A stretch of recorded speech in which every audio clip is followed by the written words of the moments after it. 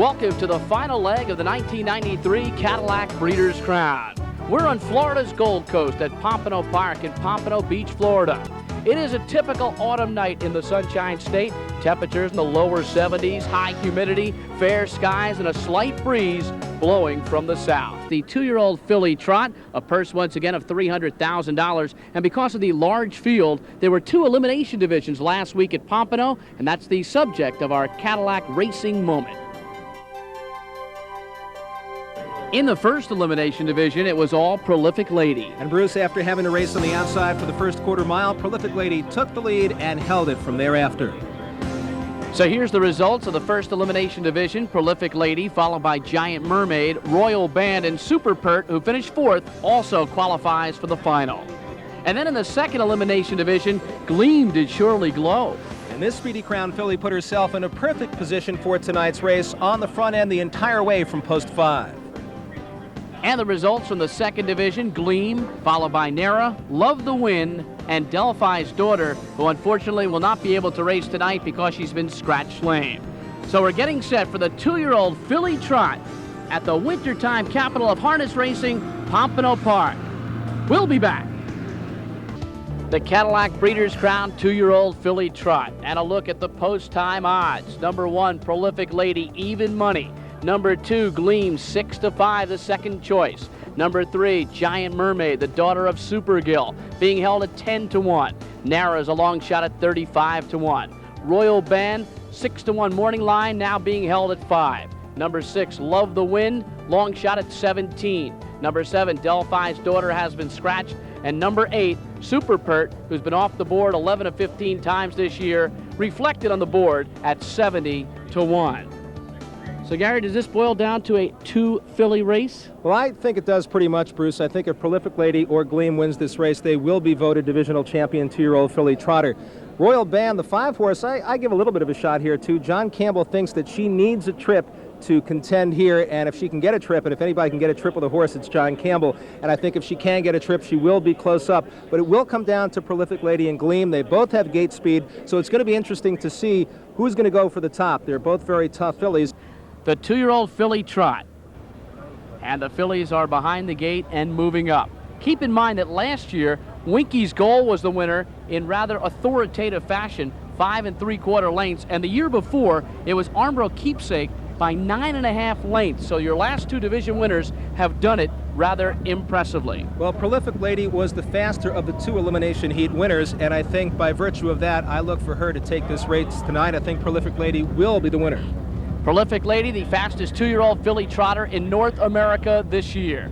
The Pompano track record is 157-1. The world record is the same. It was set by Peace Corps in the Breeders' Crown, November 11th, 1988.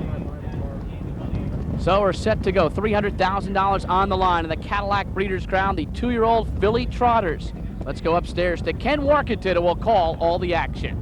$300,000 on the line for the Cadillac Breeders' Crown 2-year-old filly Trot for 1993. And they're up and trotting. Off stride at the start goes Prolific Lady. Prolific Lady made a costly break, and she's far back, and Gleam, as expected, is out quickly, going for the lead for Jimmy Tactor. Giant Mermaid will settle in second. Nara is third, and Super Pert swings to the outside and goes up to challenge 4th.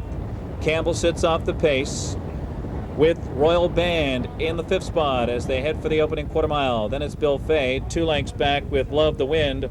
Prolific Lady jumped before the start, and she's way out of it.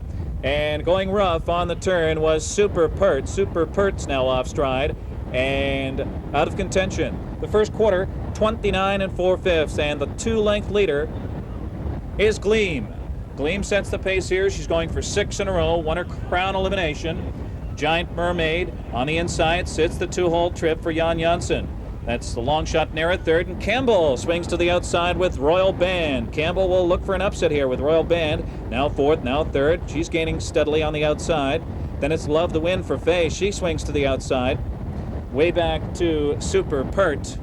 And moving up on the inside, but far back out of it, Prolific Lady, the half, a slow 101 3/5 down the backstretch. And Gleam took a bit of a breather there. Royal Band applying pressure for Campbell on the outside. It's Gleam. and Royal Band on the outside. Those two are stride for stride, and they start to slug it out at 3/4. Right there is Giant Mermaid, has had a good trip. Nara is 4th. Love to Wind is 5th. Then far back to Prolific Lady. And off stride went Royal Band. Royal Band had had enough. And now it's Gleam with a clear 3-4 length lead. 1:29 and 4 for 3/4. Gleam has it by 3 as they turn home in the Cadillac Breeders' Crown. And Jimmy Tector is on cruise control with this Cadillac of a filly. It's Gleam by 4 lengths. Giant Mermaid is full out with Nara closing on the outside, and she might get second, but it's Gleam making it 6 in a row. Jimmy Tector's first Cadillac Breeders' Crown victory. Congratulations. It looked rather easy for Gleam, driven to victory by Jimmy Tactor, his first Breeders' Crown Championship. He was second in this race last year with a 46-1 shot, Andrea S. Hanover, but now with a 4-5 shot, he gets the job done. Well, Bruce, it was rather easy for Gleam and driver Jimmy Tactor because the battle that we expected to see between Prolific Lady and Gleam never materialized, not even for a single second, as Prolific Lady made a break just before the start, so she was out of it, and Gleam was, as Ken Workington said, on cruise control as they came to the wire. Gleam, the daughter of Speedy Crown, out of the Super Bowl mare, Shimmy Hanover, owned by Malvern Burrows, one of the top amateur drivers around, bred by Rose Guida and Walnut Hall Farms, and driven and trained by Jimmy Tactor. So it's Gleam that captures the 2-year-old filly Trot. We'll come back with the prices in the winner's circle in a moment.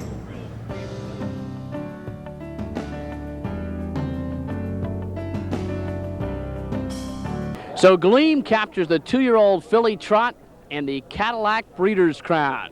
And that's 6 consecutive wins for Gleam, 8 of her last 12 starts. Obviously, though, Gleam's victory was eased by the fact that Prolific Lady went off stride. For that story, let's go to Ellie Sarama, who's standing by with driver D.R. Ackerman. Doug, tell us what happened with Prolific Lady when she went off stride behind the gate.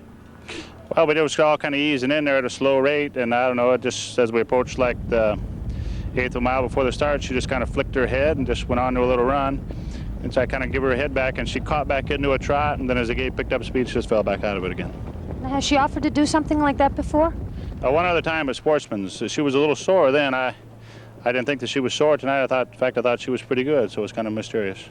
Now, when you got back on stride, did you have any trot? Very little. No, I was a little disappointed. I had a little shot to catch John there if we get the 5th place prize there, and I didn't even have enough for that. Okay, Bruce, we're going back to you. So number 2, Gleam, is your race winner. And she returned 360, 280, price is okay. Number 4, Nara, finished second, $16 and $5.60. Number 3, Giant Mermaid, was third, $3.60. The exact at 2 and 4, $77.60. Right now, Gary Seibel is standing by with the winning driver-trainer, Jimmy Tactor. Jimmy, now that you've caught your breath, congratulations on a great Breeders' Crown win. The battle that we expected to see didn't materialize as Prolific Lady made a break right away. Did you see that right away? And when you did, what were you thinking at that point? Well, you know, it was the best that could happen for my horse because that other filly is a very nice filly and I have a lot of respect for him. I felt very bad for them, because, that's tough luck for them to lose right in the start because it's nice people, Ackerman, so I felt bad for them too. Were you planning to go for the lead right away anyhow? I think even if Prolific Lady stay flat, I don't think she would be able to keep me outside. My filly is very gate speed, so she's very fast out. Now you got a real breather in that second quarter. You got a little bit of rest for your filly, and then Royal Band and John Campbell started to come to you there, and you had to pick it up in the third quarter. That third quarter going in 28 and 1. That was a pretty quick fraction there. Did you feel that you still had enough left when you came for home? As soon as I got to the front, I know the race was mine. That simple? Yes. Well, a great race, and congratulations to you, Jimmy Tactor, on your first Breeders' Crown win. Thank you very much, Gary. In the winner's circle, on behalf of Big Brothers Big Sisters of America, Wes Cawley, a member of the National Board of Big Brothers Big Sisters of America, and Norman Woolworth, who is a director of the Hambletonian Society. Making the presentation to Malvern Burrows, who is the owner and one of the top amateur drivers, as I mentioned. Interesting story on Burrows. He drove this filly early in the year, but because he had little success, he turned over the reins to Jimmy Tactor. He said, Jimmy, as long as you can win, you can keep driving. He has. He's won 6 in a row, including the Cadillac Breeders' Crown.